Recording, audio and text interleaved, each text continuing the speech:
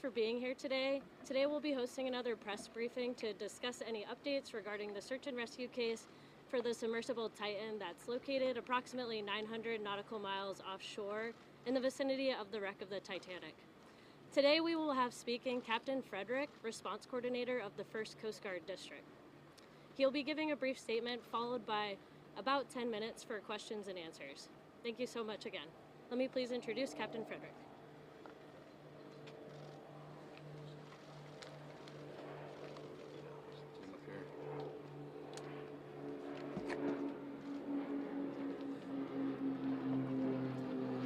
Good afternoon, everyone. I'm Captain Jamie Frederick with the 1st Coast Guard District, and I'll provide an update on our ongoing search efforts for the Titan submarine. Behind me, or beside me, I should say, you'll see several subject matter experts from the Unified Command who will introduce themselves momentarily. These individuals represent only a small fraction of the many dedicated professionals working around the clock on this complex response effort.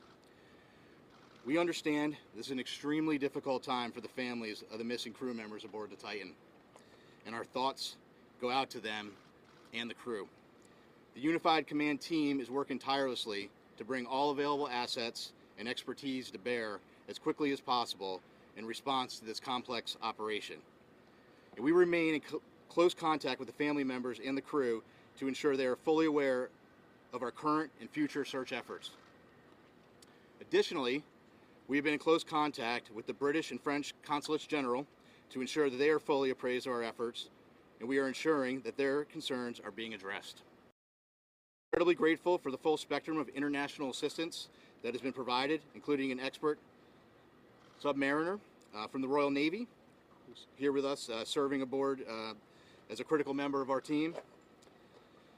Additionally, a team of highly trained French ROV operators departed St. John's last night are en route to aid the search. Moreover, our Canadian partners have been providing critical leadership and significant response capabilities since the beginning of our efforts.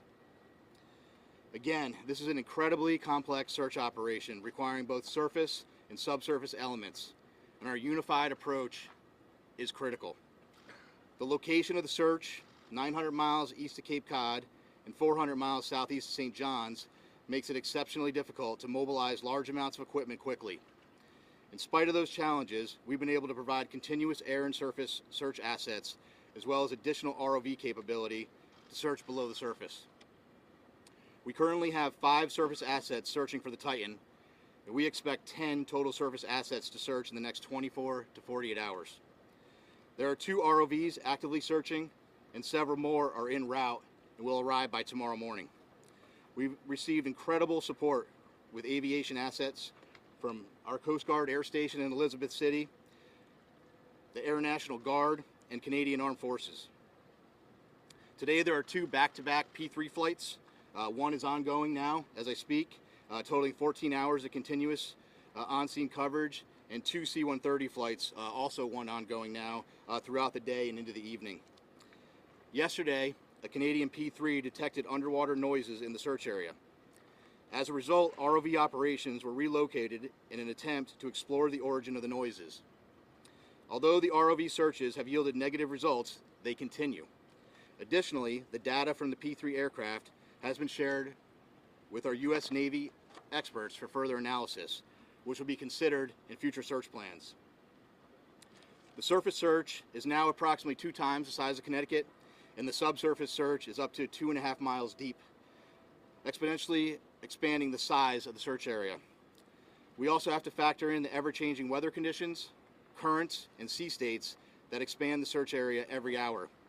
There is an enormous complexity associated with this case due to the location being so far offshore, and the coordination between multiple agencies and nations. We greatly appreciate the outpouring of support and offers to provide additional equipment. The Unified Command continues to prioritize assets and resources in order to provide the best capability in the most timely manner. This includes weighing multiple factors to identify the most effective resources available to the response operation, with careful consideration to timeliness of equipment arriving on scene, usefulness and ability to deliver assets to the search area. Over the past 48 hours, we have, through incredible unity of effort, mobilized and implemented a tremendous amount of expertise and response capability. In addition to the ships and aircraft previously mentioned, we've dispatched 2 subject matter experts from U.S. Navy NAVSEA SUPSALV, who will serve as search coordinators on scene for underwater search operations. So I've been stressing unity of effort a lot in this statement, and that's because it is absolutely critical to this complex operation. Again, our thoughts and prayers are with the crew of the Titan and their loved ones. We will continue to work as hard and as quickly as possible in an effort to locate them. I will take a few questions, but before I do that, I do want I'm going to have each of the members of the team here just introduce themselves, and then I'll go ahead and take some questions. Okay. Good afternoon. I'm Paul Hankins.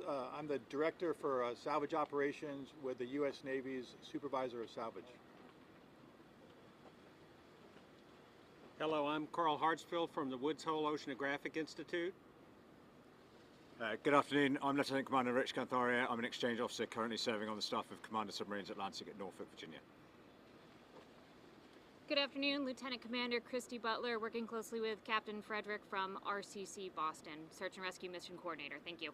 Captain, what more can you tell us about the noises that were heard?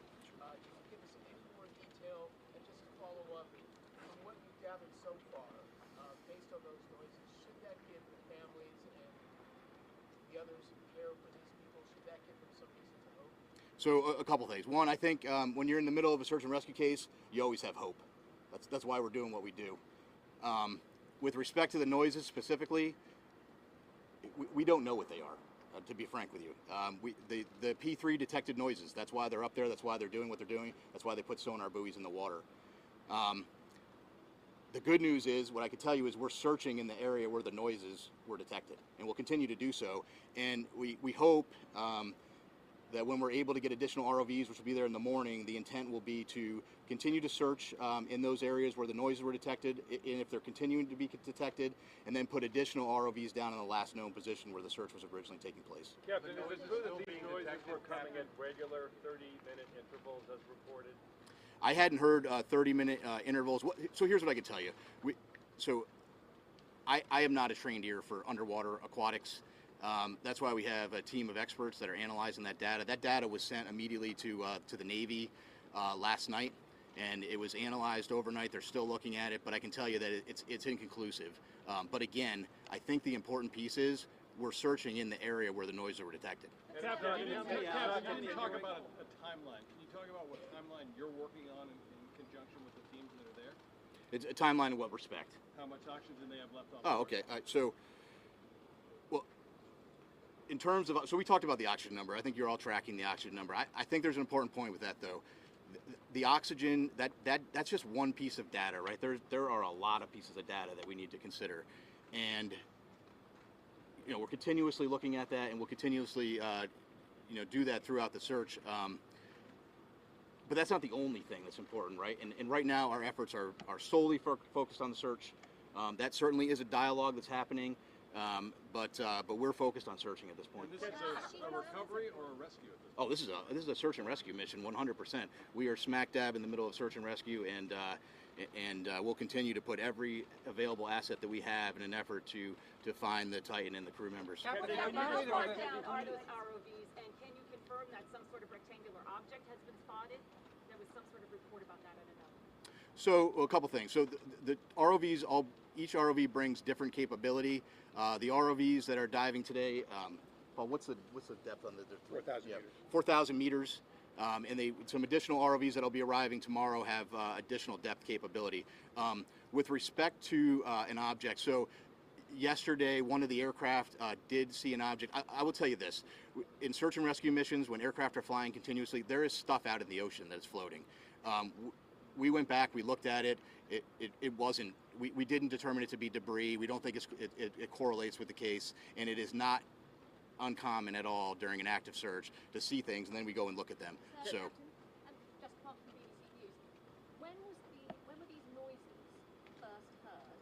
How long did they persist for? And if I could also ask, do you have any information in terms of food and water that men might have before the sun?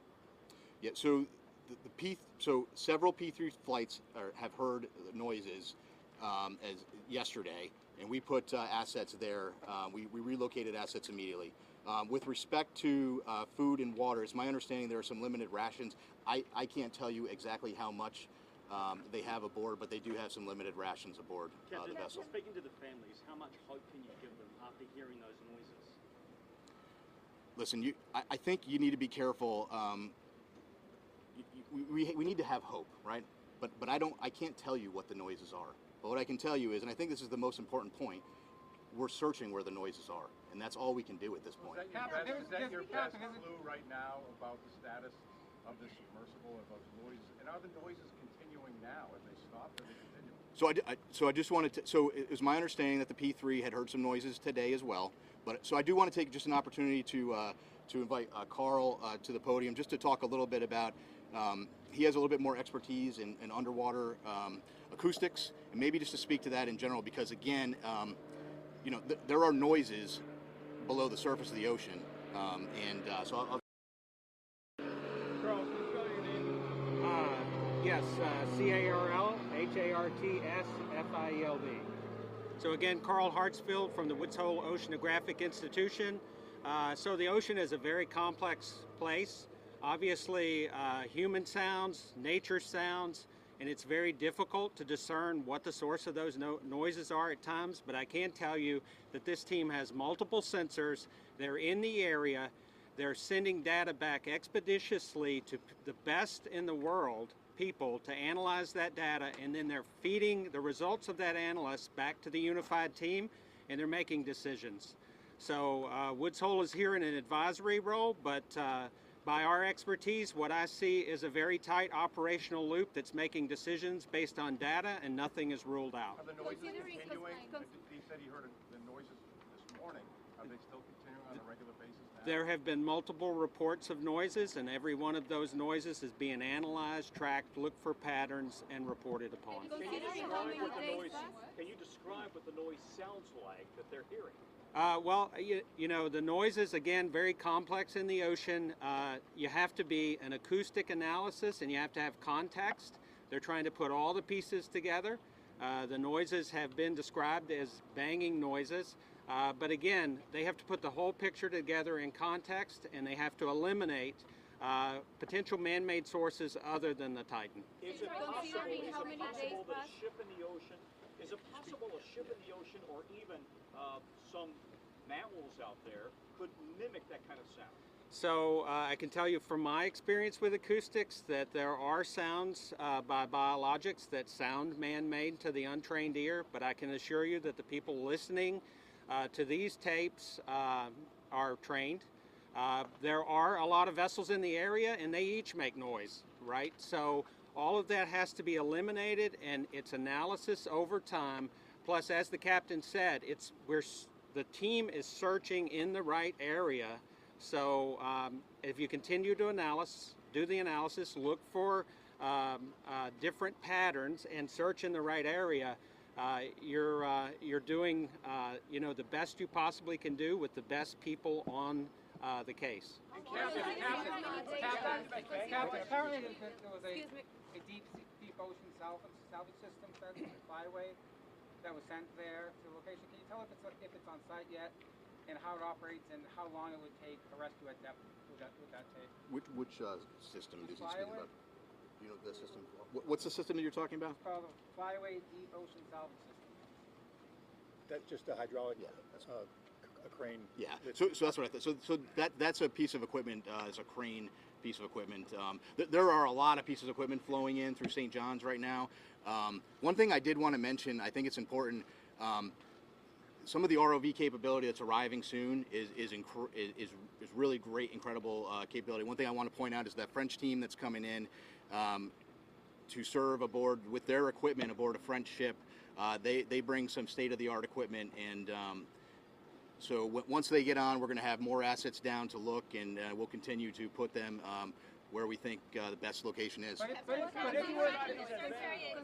how many days passed, are you still optimistic that you're gonna find them both?